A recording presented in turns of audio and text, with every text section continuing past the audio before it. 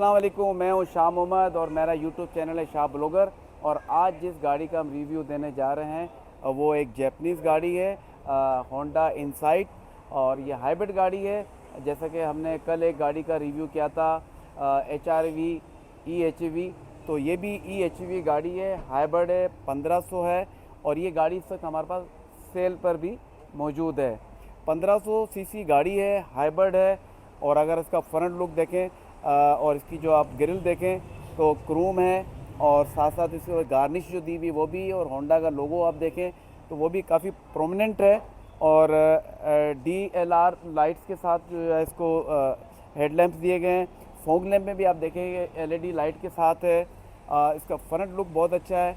और अगर इसकी हम एरोडायनामिक की बात करें तो आप इसका जो बॉनेट आप शेप देखें तो ये एयर रेजिस्टेंस को जो है कंट्रोल करती है, जिसकी वजह से आपको इसका फ्यूल एवरेज भी बहुत अच्छा मिलता है। तो शाह साहब, इसके साइड प्रोफाइल के बारे में तो कुछ बताएं। जी मैं बिल्कुल बताता हूँ। अगर हम डोर मिरर की बात करें तो रिट्रैक्ट मिरर हैं और मैचिंग कवर के साथ है, इंडिकेटर लैंप के साथ है। डोर हैंडल की अगर बात करें तो ये भी मैचिंग भी है, और साथ में ये है कि कीलेस एंट्री है। और इसमें भी ये ऑप्शन है कि अगर आपके पास रिमोट मौजूद है तो आपको रिमोट यूज़ करने की ज़रूरत नहीं है। आप दूर जाएंगे तो गाड़ी लॉक हो जाएगी, करीब आएंगे तो गाड़ी अनलॉक हो जाएगी। साथ में आप देखें कि डोर वाइजर्स भी इसके अंदर दिए गए हैं, शार्क एंटीना इसके अंदर दिया हुआ है।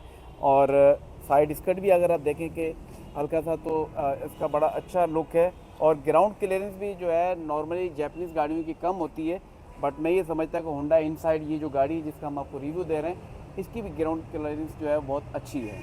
और इसका जो रिम साइज़ है वो 215 50 17, इट्स मीन्स के रिम साइज़ 17 का है। और इसका जो लो प्रोफाइल टायर है 50 है, और जो टायर की विड्थ है वो 215 है। और अगर आप रिम का साइज़ देखें तो ब्लैक कम्बिनेशन के साथ सिल्वर का जो है इन्होंने कॉम्बिनेशन बनाया हुआ है, जो कि लुक्स गुड और बिल्कुल लेटेस्ट डिज़ाइन का ये अलॉय व्हील इसके अंदर मौजूद है। अगर हम इंजन रूम की बात करें और 1500 सीसी डिस्प्लेसमेंट इसका इंजन है, हाइब्रिड है। और ये हाइब्रिड भी EHV इंजन है, जो कि आजकल हम कहते हैं कि होंडा की लेटेस्ट टेक्नोलॉजी है। जो फ्यूल एवरेज है अराउंड कोई 17 से 20 के करीब इसका एवरेज होता है।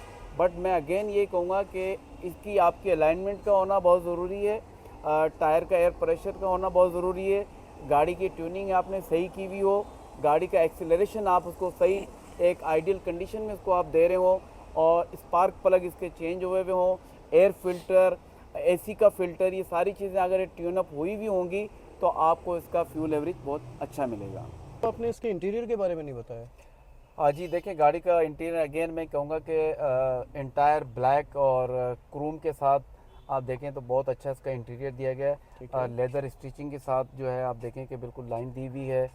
TV नेविगेशन है, 3 मोड जो है इसमें, इको भी है, स्पोर्ट्स भी है, नॉर्मल भी है, वायरलेस चार्जर भी है, पावर सप्लाई भी है, इलेक्ट्रिक ब्रेक भी इसमें दिया हुआ है, मल्टी फंक्शनल स्टीयरिंग भी है, पैडल शिफ्टिंग भी है, क्रूज़ भी है। मैं ये समझता हूँ कि पुश स्टार्ट भी है। ओवरऑल अगर हम गाड़ी की बात करें तो it's a fully loaded car. जी, मुझे दिख रहा है यहाँ पे ये ड्यूल क्लाइमेट कंट्रोल भी है इसके अंदर। जी बिल्कुल। ठीक ठीक। और एयरबैग्स इसमें कितने हैं? अराउंड 6 एयरबैग्स इसके अंदर। अच्छा, 6 एयरबैग्स हैं। ठीक ठीक ठीक। तो पावर मोड भी है इसके अंदर, इको मोड्स भी है, स्पोर्ट्स मोड्स भी है, बिल्कुल 3 मोड EV है इसके मोड भी अंदर। है इसके अंदर। जी ठीक बिल्कुल, ठीक। 3 और हैंड मोड है। ब्रेक इलेक्ट्रिक इलेक्ट्रॉनिक है। हैंड ब्रेक इसके अंदर दिया गया है। ठीक ठीक। अच्छा, इसके अंदर गियर नॉब नहीं दिया है, इसमें सारे बटन से ही सारे गियर लगते हैं। जी बिल्कुल। ठीक ठीक। और सारे कंट्रोल्स आपके स्टीयरिंग से ही कंट्रोल होते हैं। सब स्टीयरिंग से होंगे। इंफोटेनमेंट सिस्टम भी स्टीयरिंग से कंट्रोल होता जी है। बिल्कुल। ठीक ठीक। अगर हम रियर सीट्स की बात करें तो आप ये देखें कि लेग स्पेस इसके अंदर बहुत ज़्यादा है, और ड्यूल AC का सिस्टम इसमें दिया हुआ है। अगर हम फ्रंट सीट्स की दोनों की बात करते हैं तो लेफ़्ट राइट दोनों जो है वो इलेक्ट्रिक पावर सीट्स हैं विथ लेदर है। तो मेरे ख़्याल से लोगों को जो रियर सीट पे सबसे ज़्यादा जो प्रॉब्लम होता है वो होता है कि आपका लेग रूम।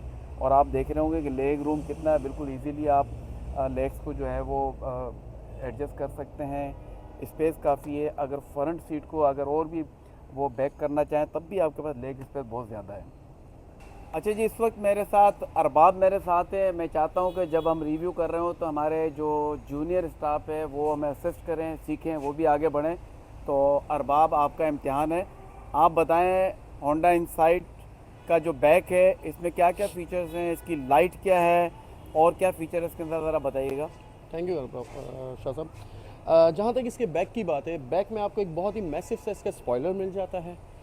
मिड में आप देखें तो मिड में होंडा की बैजिंग आ जाती है और यहाँ पे पार्किंग सेंसर भी आपको मिल जाते हैं। बैक कैमरा आपको मिल जाता है, रिफ्लेक्टर्स मिल जाते हैं बम्पर्स के अंदर, और एक बहुत अच्छा सा क्रूम में इसका डिफ्यूज़र भी लगा हुआ है। और यहाँ पे आपको शार्क फैन एंटीना भी मिल जाता है और बैक लाइट भी मिल जाती है, ब्रेक लाइट। तो शाह साहब आपने इसके ट्रंक के बारे में तो कुछ बताया नहीं। क्योंकि सारा आप बता रहे थे, अब ट्रंक के बारे में मैं बता देता हूँ, ठीक है। अच्छा, इसका ट्रंक स्पेस देखें तो बहुत स्पेशियस है। आपने अगर लॉन्ग ड्राइव पे जाना है तो आपके लगेज स्पेस बहुत ज़्यादा इसके अंदर मौजूद है। और इसके साथ अगर देखें तो इसके अंदर जो है वो आजकल आपको पता है कि स्पेयर व्हील नहीं आता है, आपके पास एयर प्रेशर होता है, लिक्विड होता है, जेक रॉड, और गाड़ी को टो करने के लिए भी इसमें हुक दिया हुआ है। अगर खुदा न खास्ता आपकी गाड़ी अल्लाह ना करे कहीं भी ख़राब होती है, प्रॉब्लम होती है, तो इसमें टो हुक दिया हुआ है, आगे उसको आप एडजस्ट करेंगे और फिर गाड़ी को आप टो कर सकते हैं। अच्छा, एक आप ये लीवर देख रहे होंगे, ये लीवर बेसिकली आपकी जो रियर सीट्स है उसको फोल्ड करने के लिए, अगर मैं इसको पुल करूँगा तो आप देखें कि अगली जो रियर सीट्स हैं वो फोल्ड हो गई हैं, और उसको भी आप एज ए लगेज के तौर पे, अगर आपके पास लगेज ज़्यादा है और पैसेंजर आपके पास सिर्फ फ्रंट और पैसेंजर साइड पर है, तो आप लगेज को आगे तक जो है वो कैरी ऑन कर सकते हैं।